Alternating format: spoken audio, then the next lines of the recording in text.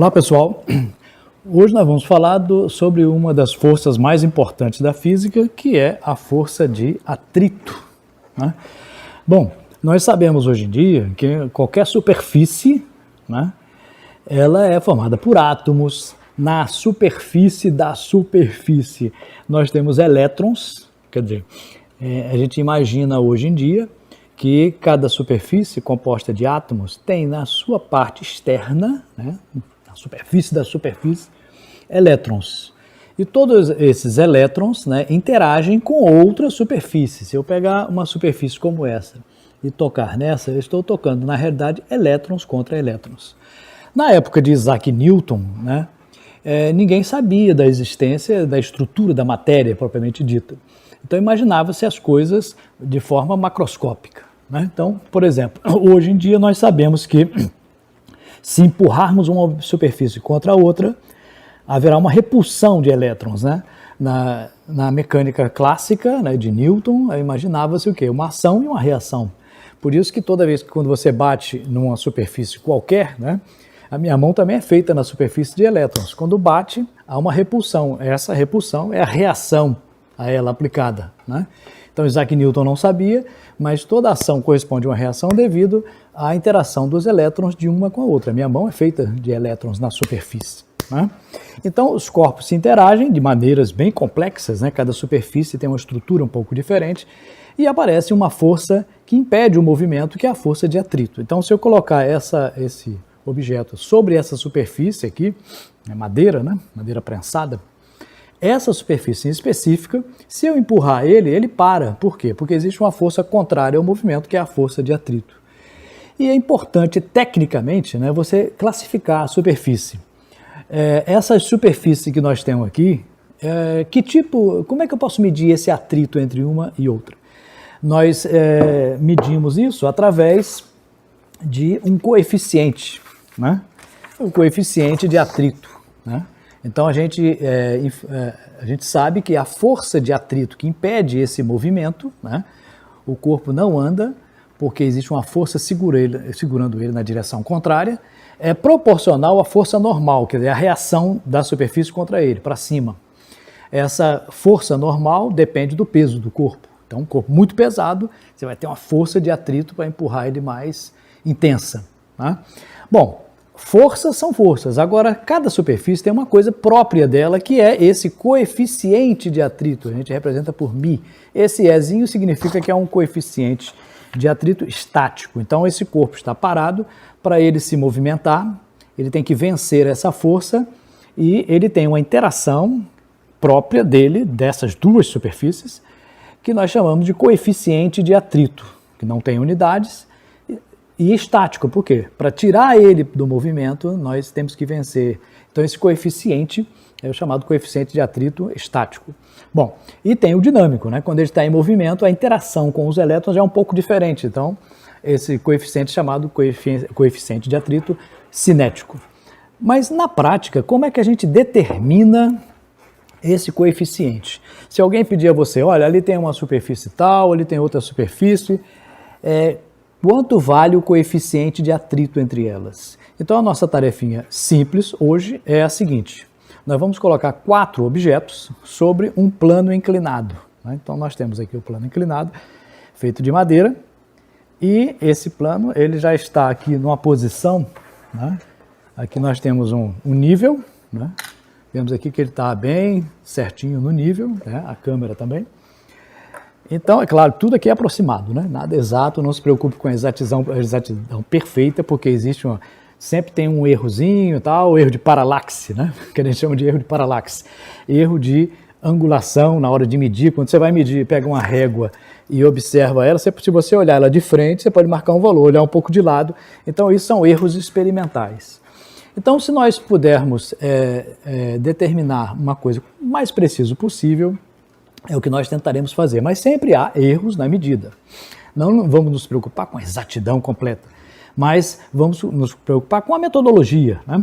Se alguém perguntar a você quanto vale o coeficiente de atrito entre, por exemplo, essa madeira e essa outra madeira, entre essas duas superfícies, quanto equivale esse coeficiente de atrito? Tem que medir, né? A maneira mais simples de medir é utilizando um plano inclinado, onde diversas forças são aplicadas, né?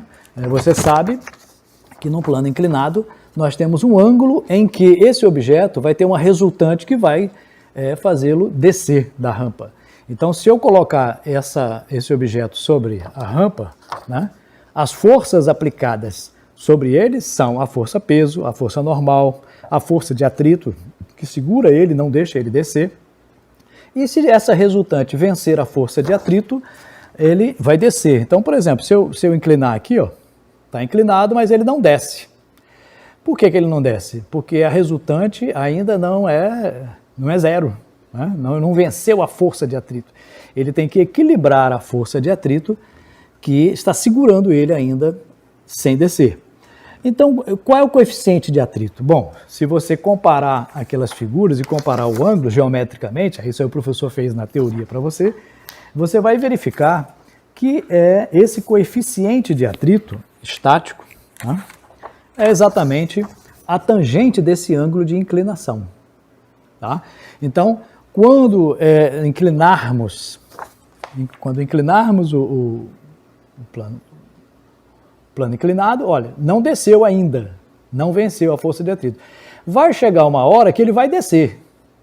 Nesse momento, forma um determinado ângulo, né? Desceu, ele vai descer em movimento uniforme. Por quê? Porque a resultante vai ser zero, ou seja, naquele momento você vai equilibrar. Se você botar mais alto ainda, ele vai descer com a aceleração maior, né? Proporcional ao ângulo. Mas existe um determinado ponto em que ele desce em movimento uniforme. É isso que nós vamos determinar. Então, o que eu quero saber, qual é o coeficiente de atrito entre essa madeira e essa superfície aqui, de madeira prensada. Por exemplo, uma caneta, né? Uma borracha comum e uma régua. Né? São objetos simples, você pode até fazer essa experiência em casa mesmo. Mas nós vamos fazer aqui e você irá medir o coeficiente de atrito. Mas, professor, como é que eu vou medir esse coeficiente de atrito? Bom, observe bem. Quando eu coloco esse objeto aqui, eu vou colocar na sua frente, você vai assistir esse vídeo e eu vou levantar lentamente, bem devagarinho. Quando o objeto começar a descer, eu vou parar. Ele vai formar um ângulo aí.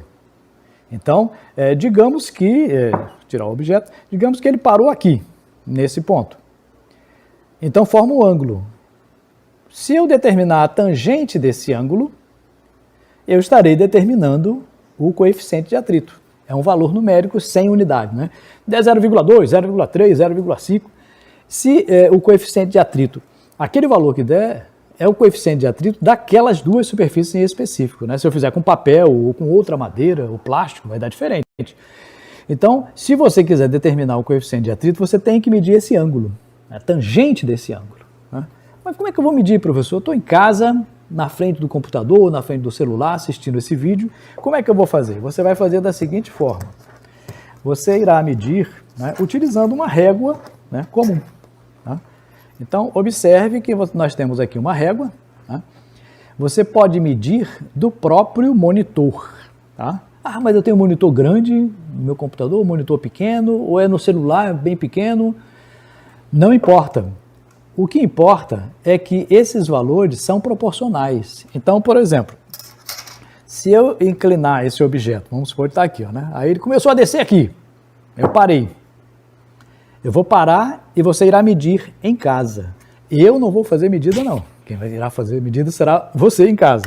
Como é que eu vou medir? Observe, aqui tem um ângulo, eu não sei quanto é esse ângulo, quantos graus tem esse ângulo, mas eu sei que a tangente desse ângulo é o cateto oposto dividido pelo cateto adjacente.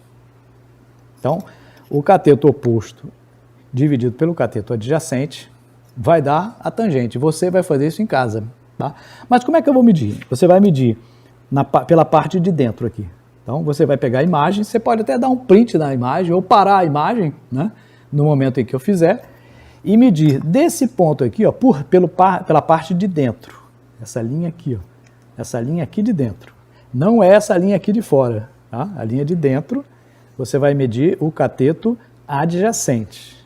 Ah, e o cateto oposto? O cateto oposto você vai medir de um determinado ponto, né? Observe, naquele ponto que você mediu daqui até aqui, você pode até marcar, né? Se você quiser, você pode marcar um determinado ponto. Eu vou dar somente como exemplo aqui, né? Digamos que eu usei isso aqui como exemplo. Então, desse ponto até a base aqui, né? A forquilha, que digamos aqui, a parte de dentro, até onde ele encontra com o outro, não é a parte de fora, não é essa parte de fora, não, é a parte de dentro aqui. Até esse ponto aí, se você quiser usar como referência, pode usar um outro lugar também. Quando ele subir, desse ponto, né, até ele encontrar a parte de dentro aqui, é o cateto oposto. Então, esse ângulo aqui, esse ângulo, o cateto oposto está aqui e o adjacente está aqui. Aí você vai medir para cada um. Então, nós vamos medir para cada objeto, tá? Então, preste atenção aí e iremos fazer. Então, começando, eu tenho aqui esse bloco, vamos inclinar até que ele comece a descer, tá? Quando ele começa a descer, ele vence a força de atrito, aí existe a força de atrito que foi calculada, é exatamente a tangente desse ângulo, tá? Se eu passar desse limite, o coeficiente não é a tangente do outro ângulo, não. Porque eu posso subir até 90 graus. Quando chega em 90 graus, ele cai direto, né? Aceleração da gravidade. Então, não tem atrito nenhum, ele cai direto, se for 90 graus. Então, isso só vale, né, para esse determinado ponto. Então, vamos determinar, primeiro caso, esses valores vocês irão anotar e nós teremos 4 valores. O coeficiente de atrito 1, que é a madeira, esse bloco aqui de madeira. Coeficiente de atrito 2, que eu vou usar uma caneta. 3, eu vou usar uma borracha. E 4, eu vou usar uma régua.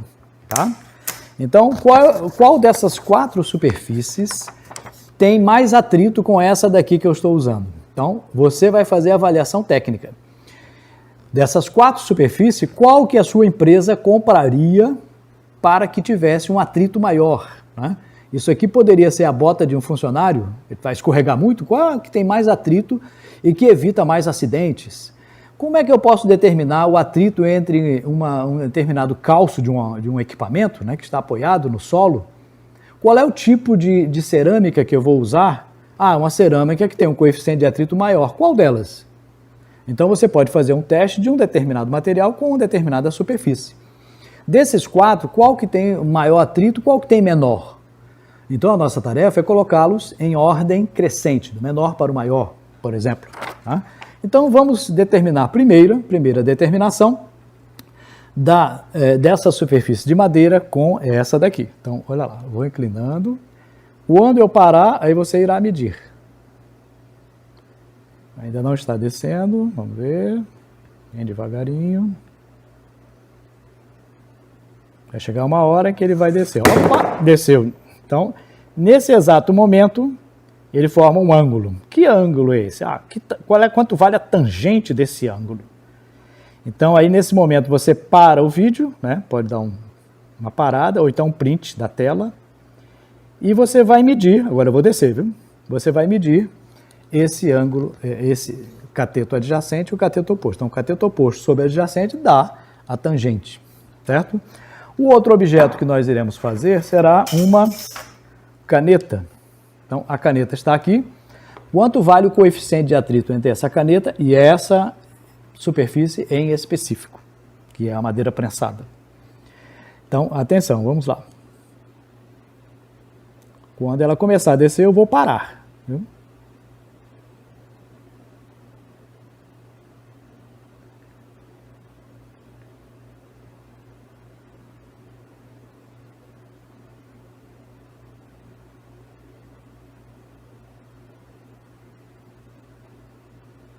Bastante atrito.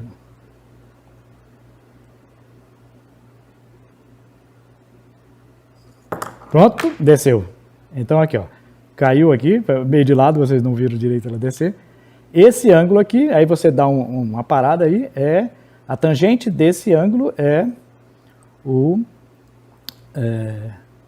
coeficiente de atrito, tá? Poderia, teoricamente, determinar até pela imagem o ângulo, medir um ângulo com uma ferramenta digital. mas você não teria nem o cateto oposto, nem o adjacente. Nós queremos esses valores, então tem que ser colocado aí. Vamos agora pegar uma régua, né? Desculpa, uma borracha. Então, colocamos agora uma borracha e vamos medir o coeficiente de atrito entre essa borracha e essa superfície. Então, atenção. Sempre existe um erro na medida, né? Eu vou avisar vocês quando chegar, porque às vezes fica um pouco longe, né? Invisível. Atenção.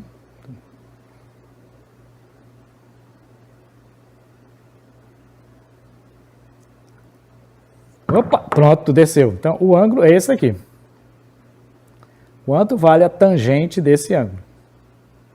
Então, você vai medir sempre, lembre, eu vou dar uma paradinha aqui, o ângulo é esse. Sempre ocorre um errozinho, né? Pequeno, mas pode, não se preocupe com isso. Nós estamos fazendo uma medida quantitativa, mas é para escolher qual é a superfície que tem mais e menos apenas, né? Lembrando, eu vou descer agora, lembrando que você vai medir essa linha aqui com essa daqui, ó. Essa daqui, não é a de cima não, nem a de trás também não, é a da frente aqui, ó, certo? Bom, e vamos agora medir uma régua, né? Qual é o coeficiente de atrito entre uma régua, né, e essa madeira prensada. Faremos isso. Eu vou avisar vocês porque ela é meio transparente, não dá para ver direito, né? Pronto, desceu. Observe, aí eu vou dar uma paradinha, você mede, pode parar o vídeo também ou dar um print e pegar a imagem e fazer a medida. Aí muita gente vai dizer assim, ah, professor, mas na hora de medir, eu vou medir em cima da própria tela? Aqueles valores ali, não se preocupem que não precisa ser na sua régua que importa, né? O que para mim aqui é 15 centímetros, para você pode ser 10, 8, não sei, depende do tamanho da sua tela. Mas a relação entre o cateto oposto e o adjacente é a tangente, né? Então isso não vai mudar, né? Claro, tem um errozinho meu na hora de fazer, tem um erro seu na hora de medida, mas com esses valores é suficiente você saber dessas 4 superfícies, né? Que são a madeira, 4 objetos, a madeira, caneta, borracha e a régua plástica, né? Vão ter 4 coeficientes de atrito, então você vai anotar eles lá, olhando assim, ó, esse aqui é 0,4, esse é 0,3, 0,7, 0,8, será que é 1, tanto? Você vai poder comparar e ver qual que tem mais atrito e qual que tem menos atrito. E no futuro discutir também, né, quando você estiver trabalhando profissionalmente, cientificamente provar, né, que aquele objeto e aquela superfície tem um coeficiente de atrito maior do que aquela outra que estão querendo colocar. Então, essa visão técnica é que você tem que ter. Para isso, você tem que fazer um relatório, né?